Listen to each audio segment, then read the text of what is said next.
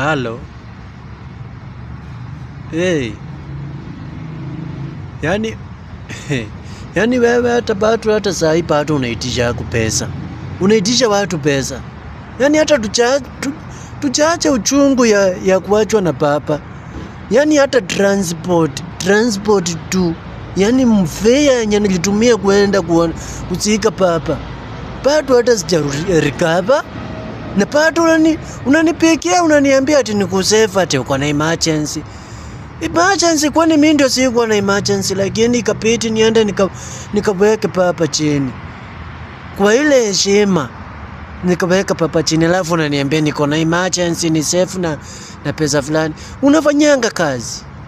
Nishai kuambia uende unifanyie kazi hata siku moja? Hakuna hata penda shindo.